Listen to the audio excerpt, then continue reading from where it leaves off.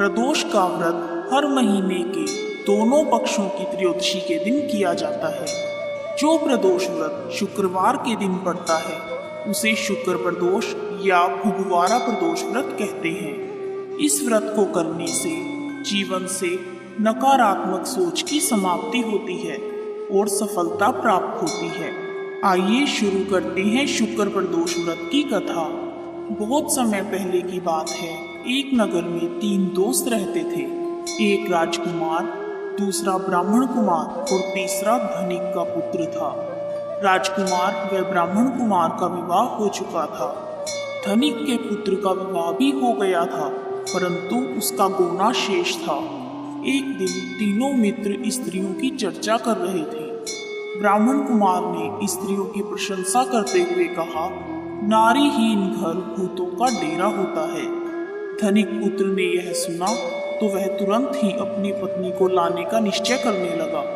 माता पिता ने उसे बहुत समझाया कि अभी शुक्र देवता डूबे हुए हैं, ऐसे में बहू बेटियों को उनके घर से विदा करवाना शुभ नहीं होता। परंतु धनिक का पुत्र नहीं माना और ससुराल जा पहुंचा।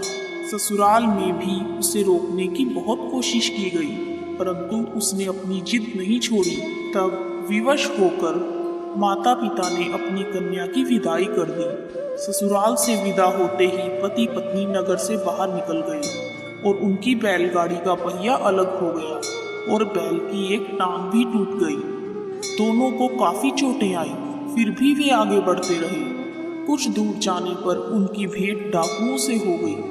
डाकू सारा धन लूट कर ले गए।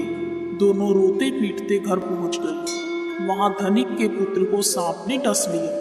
उसके पिता ने वैद्य को बुलवाया। वैद्य ने निरीक्षण के बाद घोषणा की कि धनिक का पुत्र 3 दिन के बाद मर जाएगा। जब ब्राह्मण के पुत्र को यह बात पता चली तो वह तुरंत धनिक के घर आ पहुंचा। ब्राह्मण कुमार ने धनिक और उसकी पत्नी को शुक्र प्रदोष व्रत करने का परामर्श दिया और कहा, अपने पुत्र को उसकी पत्नी के साथ वापस ससुराल भेज दें।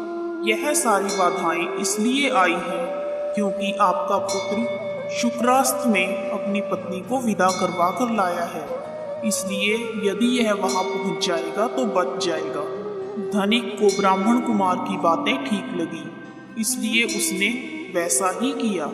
ससुराल पहुंचते ही धनिक के पुत्र की हालत ठीक होने लगी और माता पिता के शुक्र प्रदोष का व्रत करने से सभी घोर कष्ट टल गए।